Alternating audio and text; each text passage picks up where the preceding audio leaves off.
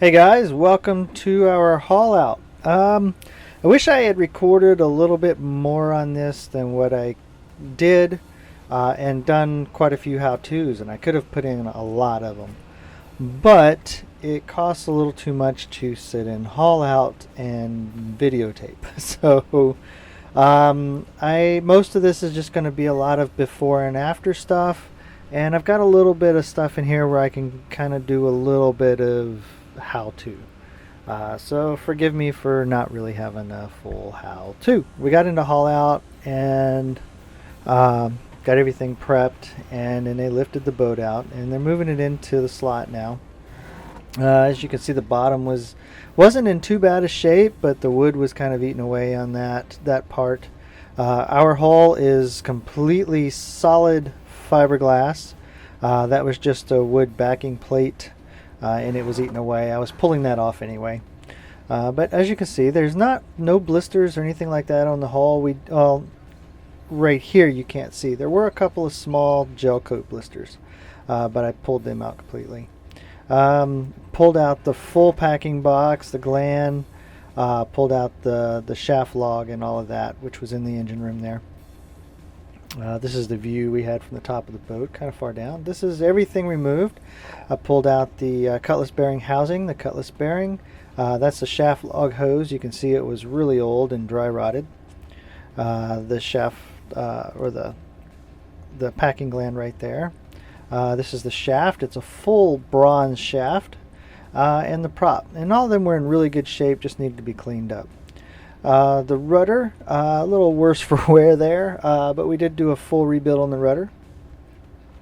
This is Pam sanding, trying to get stuff ready. But this is after kind of like the first sand here. I got most stuff off, and we're getting ready to do the major sanding portion. Right up here we had a few little bitty blisters. They were just gel coat, that was it, but I didn't like them. I could have left them, but decided I didn't want any blisters on the boat whatsoever, so I pulled them out and fiberglassed in, and then did a coating of 610 on the top of them to coat the actual top of the fiberglass once I was done. This is Merlin to keep him not so bored. We left him with some bones. I pulled out every valve in the boat, resealed every thru-hull, and replaced every valve. This is the removal of the valves. You'll want to make sure you have a thru-hull thru-hull wrench. It's a step wrench, and it'll stick in, and on the thru-hulls there's two little grippy things that it'll grip to and allow you to spin them out. And you have to have a wrench to get these things off. There's just no way to get them off without it. I put the ones back in that I needed, make sure they were sealed really good.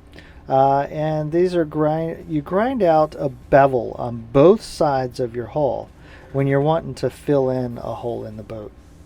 And then you'll build up your fiberglass. We'll get into that in just a second. That's a brand new cutlass bearing put into the housing. This is after I fiberglassed the holes. Fiberglassed all of the spots where I wanted to fill, and then I actually filled over the top of them with the 610. As you can see right here, we have a very, very thick hull on our boat. Again, solid fiberglass. This is actually sanded. And the red on the bottom of our boat is actually the gel coat, and it's about an 1/8 inch thick. It's really thick gel coat. So started the paint job. We also did barrier coats on anywhere that we had fiberglass, or that I ground, or that I filled or replaced. This is the rudder right before I started the rebuild. And then here you can see the barrier coat on the portions that I've refiberglassed over the top.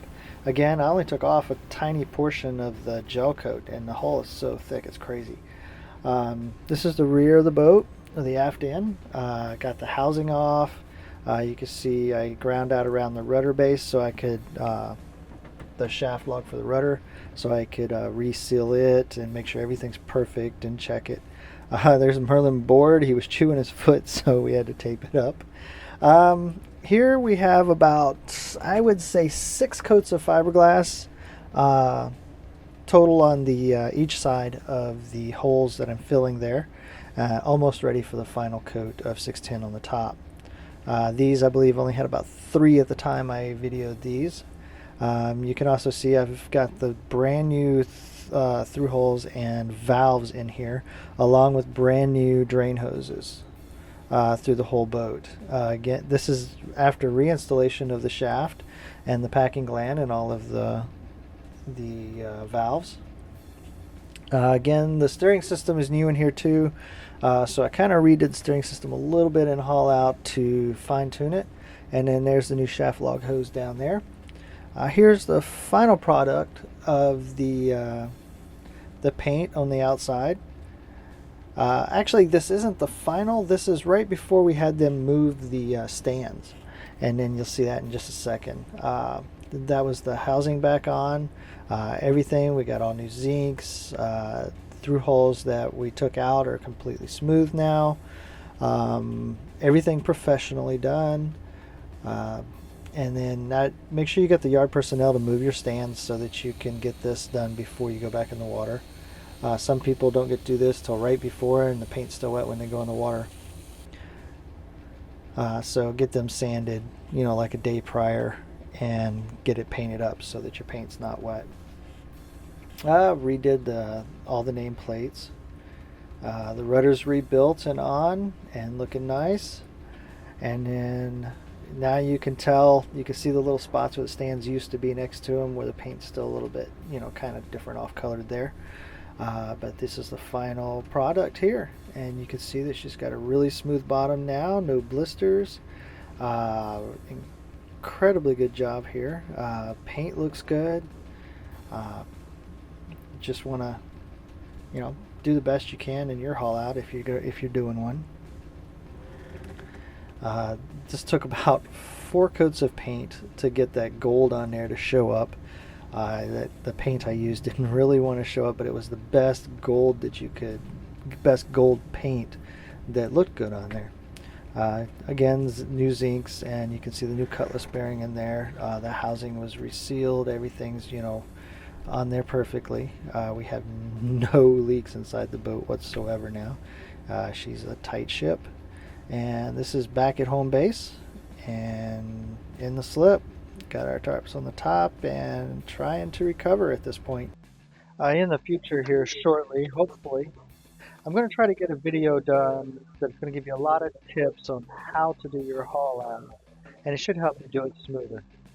Thanks again for watching, and don't forget to subscribe. Right over here on the left, I've got a few videos you can check out as well. I know I'm going to have the galley project in there somewhere. Other than that, I'm not sure what I'm going to put, but anyway, you guys have a good one and good luck on your project.